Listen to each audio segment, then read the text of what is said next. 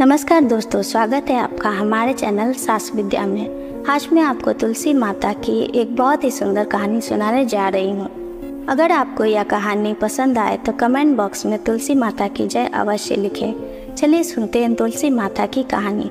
किसी गाँव में एक छोटी सी लड़की अपने माता पिता के साथ रहती थी और जब वह लड़की थोड़ी बड़ी हो गई और उसे समझ आने लगा, तब से वह तुलसी माता की पूजा करने लगी।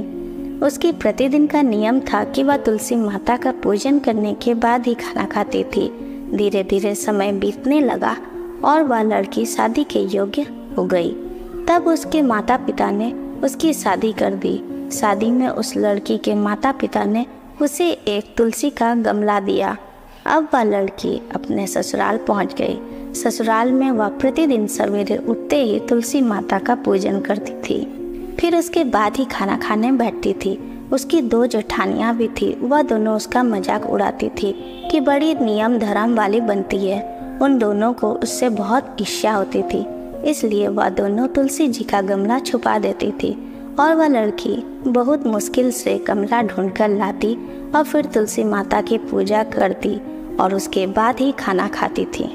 जेठानियों ने देखा कि वह लड़की गमला ढूंढकर ले आती तो एक दिन उसकी जेठानियों ने उस गमले को बहुत दूर फेंक दिया।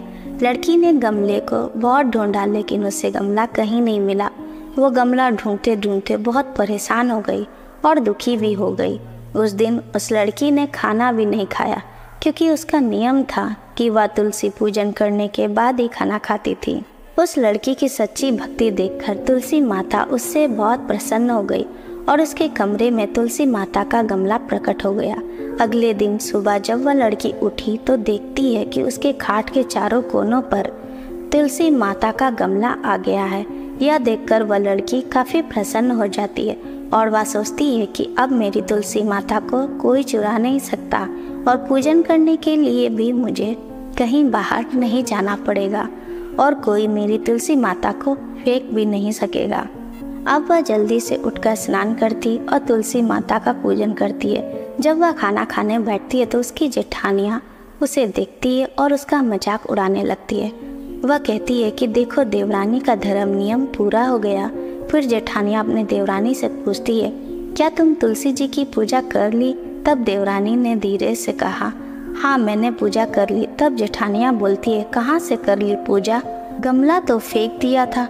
तब देवरानी कहती है कि दीदी देख लो, मेरे कमरे में खाट पर तुलसी जी लगी हुई है।